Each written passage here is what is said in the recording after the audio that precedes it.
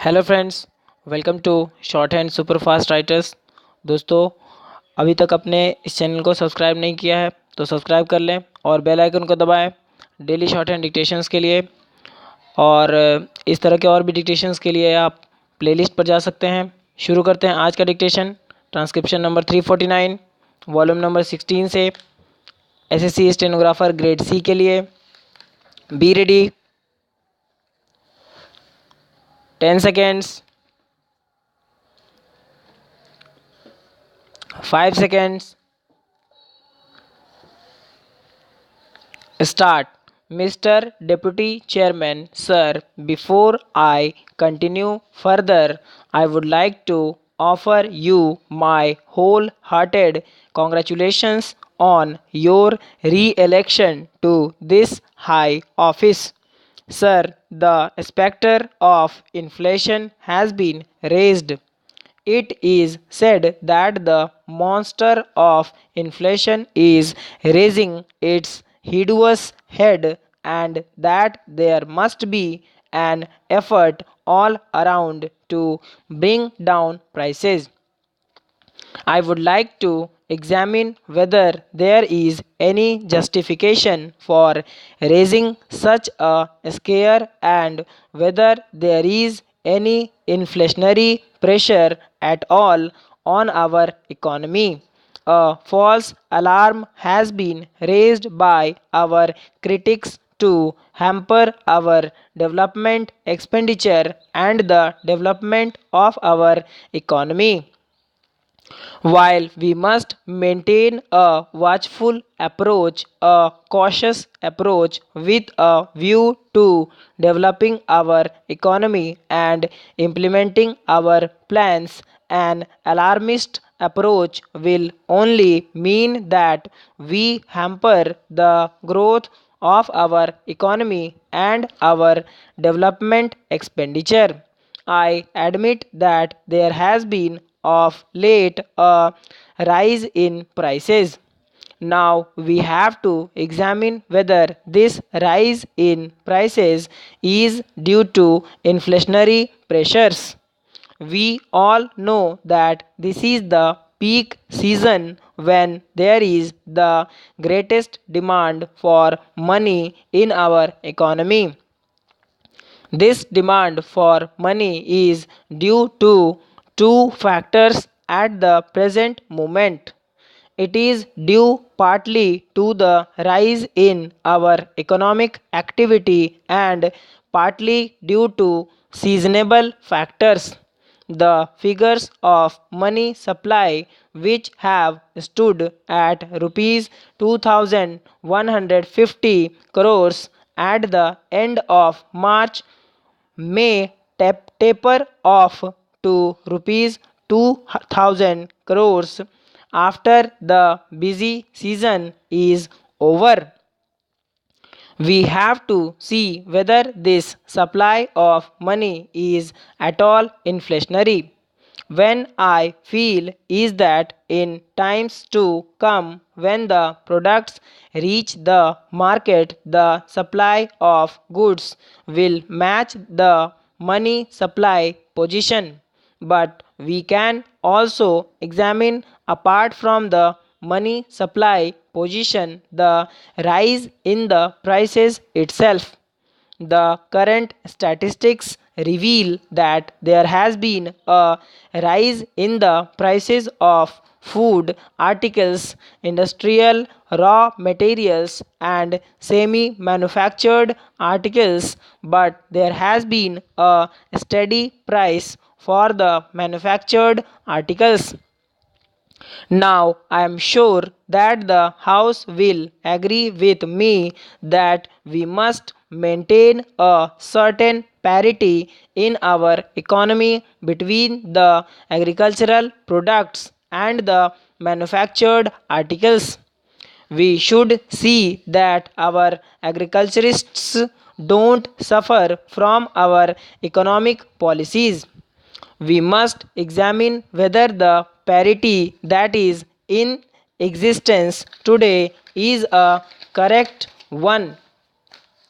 The point that I am making is that there has been a rise in the price of the agricultural products, and this rise has been brought about by a conscious planning effort.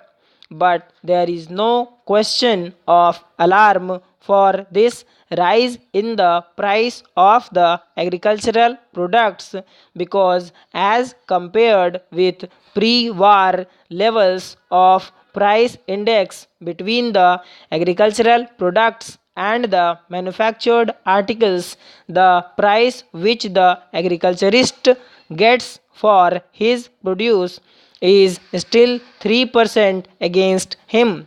Now, if we want to reduce the prices, we must reduce the prices of both the agricultural and the manufactured goods. There is no point in becoming alarmists only when the prices of the agricultural products are rising, because I am certain that there is still room for a rise of 3 points in this index. That is to say, there is still room for a slight rise in the agricultural prices before a pre-war parity could be achieved. Therefore, I maintain that there is no room for alarm or scare for the prices that have risen of the agricultural products. This has been as a result of a conscious effort, and there is no inflationary pressure in this rise of prices.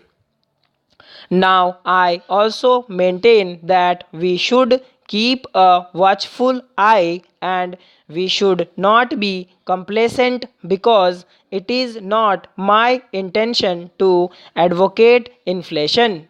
I merely want that a proper parity should be maintained, and in the name of inflation, we should not curtail our development expenditure in the plan.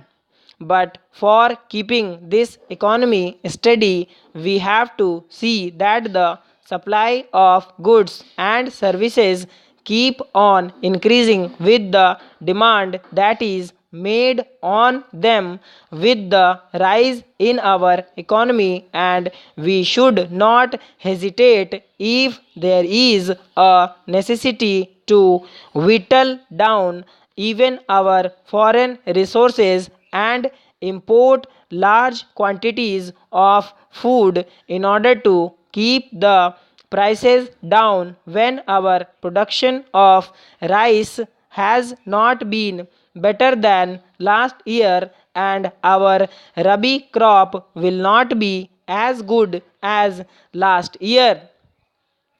We have provided for an import of 2 million tons of food grains in order to keep the prices at proper level. I was referring to the Reserve Bank bulletin for the month of March 2000. Therefore, I would beg of the finance minister and the government not to take a timid view of the situation, but to take a bolder step to implement the plan, and in order to maintain the economy and the prices at the proper level, they should not hesitate to make large imports if found necessary.